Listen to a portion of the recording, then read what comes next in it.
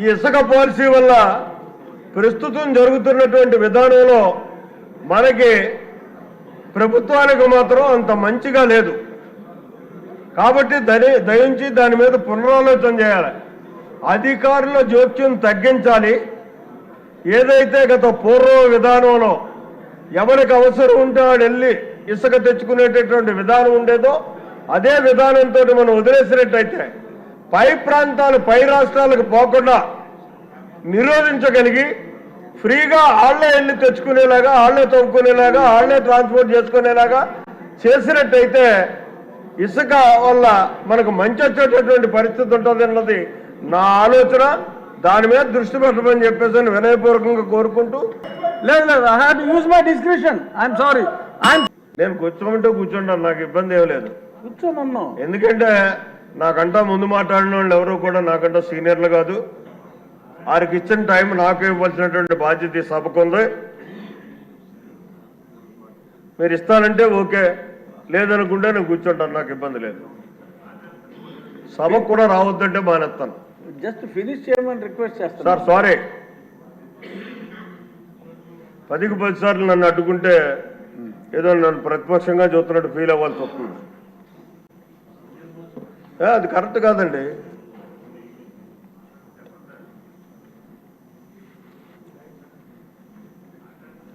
ఇక్కడ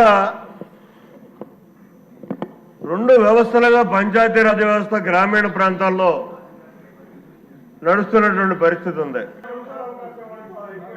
ఇంకా కేశవ్ గారు 10 నిమిషాల్లో మొదలు పెట్టాలి. ఇంకా 3 కన్నా అవకాశం ఇవ్వాలి. ఏం చేయాలి? ఈ ఇసుక పాలసీ వల్ల ప్రస్తుతం జరుగుతున్నటువంటి విధానంలో మనకి ప్రభుత్వానికి మాత్రం అంత మంచిగా లేదు. కాబట్టి దయించి దాని మీద పునరాలోచన చేయాలి. అధికారుల జోక్యం తగ్గించాలి. ఏదైతే గత పూర్వ విధానంలో ఎవరికి అవసరం ఉంటే వాడు వెళ్ళి ఇసుక తెచ్చుకునేటటువంటి విధానం ఉండేదో అదే విధానంతో మనం వదిలేసినట్టయితే పై ప్రాంతాలు పై రాష్ట్రాలకు పోకుండా నిరోధించగలిగి ఫ్రీగా ఆళ్లే వెళ్ళి తెచ్చుకునేలాగా, ఆళ్లే తవ్వుకునేలాగా, ఆళ్లే ట్రాన్స్పోర్ట్ చేసుకునేలాగా చేసినట్టయితే ఇసుక వల్ల మనకు మంచి వచ్చేటటువంటి పరిస్థితి ఉంటుంది అన్నది నా ఆలోచన. దాని మీద దృష్టి పెట్టమని చెప్పేసి వినయపూర్వకంగా కోరుకుంటూ, ఇక మట్టి ఇంకొద్దు సార్, ఏ ట్యాక్స్ దయచేసి కూర్చోండి. ఇక లాభం లేదు. I have to use my description. I'm sorry sir. Reddappa గారు, మాధవి స్టార్ట్ చేయమ్మా.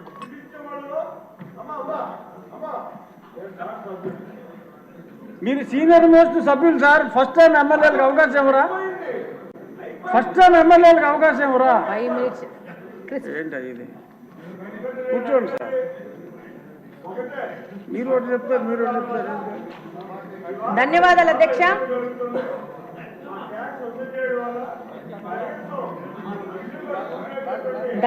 అధ్యక్ష. ఈ అవకాశం నాకు ఇచ్చినందుకు.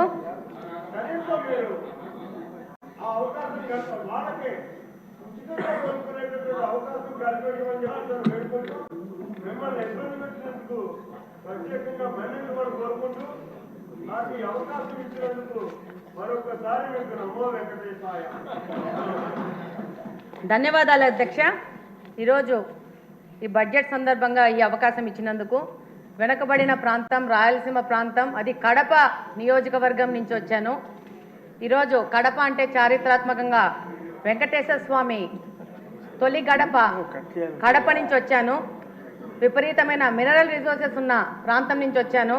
కానీ మా నియోజకవర్గానికి మంచినీళ్ళు లేని పరిస్థితిలో మేము చాలా కొట్టుమిట్టాడుతూ ఉన్నాము. దాదాపు బ్రిటిషర్స్ కాలంలోనే మాకు ఎయిర్పోర్ట్ ఉంది, ఎయిర్ బేస్ ఉంది. అప్పుడే డెవలప్ అయిన కడప నియోజకవర్గానికి ఈ రోజు పరిస్థితి ఏంటంటే, మాధవి గారు, ఇది బడ్జెట్ మీద డిస్కషన్. చెప్తాను. మీ సమస్యకి మళ్ళీ టైం దొరుకుతుంది. మీ నీటి సమస్యకి కొంచెం చెప్పండి. కొంచెం చెప్పండి అధ్యక్ష. ఈరోజు దాదాపు 164 స్క్వేర్ కిలోమీటర్స్ విస్తీర్ణం ఉన్న కడపలో దాదాపు ఈరోజు 5 లక్షల జనాభా ఉంది. 1971లో 23,000 జనాభా ఉన్న ప్రాంతం ఈరోజు 5 లక్షలుగా జనాభా తయారైంది. కానీ ఈరోజు బడ్జెట్లో కేటాయింపులు చాలా విభాగాలకు కేటాయించినారు. అందులో భాగంగా ఈరోజు మా ప్రాంతం నుంచి మాకున్న ప్రధాన సమస్యను ఈరోజు సభ దృష్టికి తీసుకురావాలని చెప్పి ఈరోజు మీకు అవకాశం అడగడం జరిగింది. అందులో భాగంగా ఈరోజు మాకు వాటర్ రిసోర్సెస్ గురించి చూస్తే రెండు water resources, Penna river, Buggavanka almost అది ఫంక్షనింగ్లో లేదు. పెన్నా రిసోర్సెస్ వస్తే పెన్నా రివర్కి వస్తే 2 గండి water works, Lingampally water works నుంచి మాకు నీళ్ళు వస్తున్నాయి.